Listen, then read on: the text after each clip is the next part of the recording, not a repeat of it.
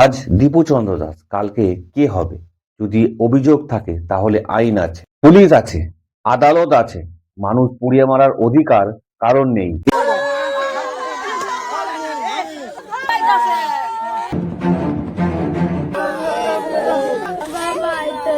আমি বাবা হয়ে ছেলের কাজ আমি করি। অ্যারেস্ট করলাম, এখন তার যদি রিমান্ড। একটি গুজব, একটি কারখানায় আর দীপু চন্দ্র দাসে যেভাবে এক শ্রমিককে হত্যা করা হলো। বাংলাদেশে ময়মনসিংহ জেলার ভালুকা, ঢাকা ময়মনসিংহর মহাসড়কের পাশেই একটি গার্মেন্টের কারখানা, পাইনিয়র নিটওয়ার্কস বিড লিমিটেড। এই কারখানাতেই কাজ করতেন দীপু চন্দ্র দাস। দীপুর বাড়ি ময়মনসিংহ জেলার তারাকান্দা উপজেলার মোকামিয়াকান্দা গ্রামের একটি সাধারণ পরিবারের। বাবা রবিচন্দ্র দাস, স্ত্রী মেঘনা রানী, একটি ছোট্ট সন্তান। এই নিয়েই দীপুর পৃথিবী।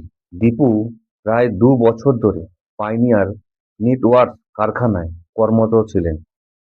সহকর্মীদের মতে তিনি পরিশ্রমী ছিলেন, দায়িত্বশীল ছিলেন এবং ধীরে ধীরে নিজেকে প্রতিষ্ঠিত করার চেষ্টা করছিলেন। তিনি সুপারভাইজার লেভেলে দায়িত্ব পালন করতেন, যদিও পদোন্নতি নিয়ে কারখানার ভেতরে কিছু অসন্তোষ ও বিরোধ তৈরি হয়েছিল।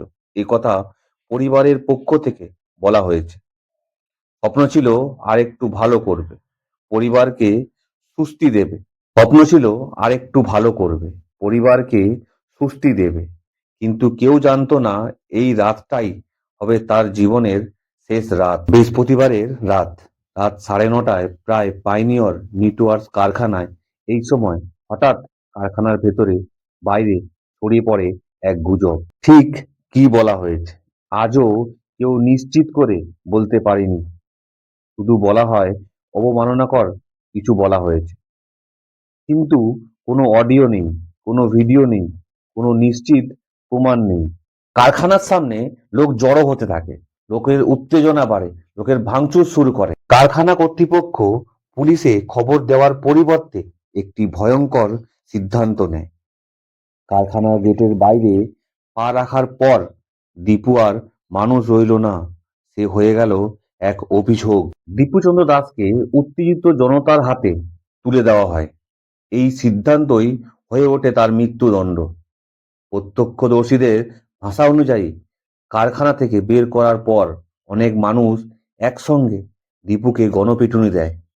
তিনি ঘটনাস্থলে গুরুতর আহত হয়, পরে মৃত্যু হয়। কিন্তু এখানেই শেষ নয়, তার নিথর দেহ ঢাকা ময়মনসিংহ জেলায় মহাসড়কে নিয়ে যাওয়া হয়, গাছের ডালে বেঁধে আগুন ধরানো হয়।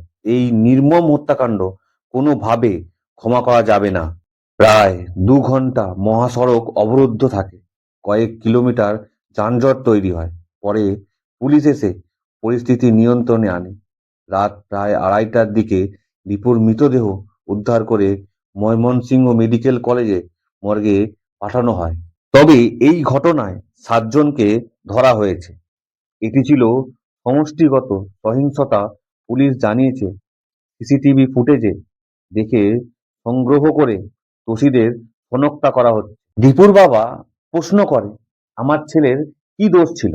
দেশে তো আইন আছে, আমরা গরিব বলে তাই কি ছেলের জীবন বাঁচাতে পারলাম না? হিন্দু কি দোষ করে? হিন্দু ছেলে মেয়েদের প্রতি এত ভয়ঙ্কর অত্যাচার কেন? এই প্রশ্নের উত্তর বাংলাদেশকে দিতে হবে। স্ত্রী মেঘনা রানী আজ একা। একটি ছোট্ট সন্তান নিয়ে ভবিষ্যৎ অন্ধকার করে দিল কিছু সম্প্রদায়ের লোকেরা।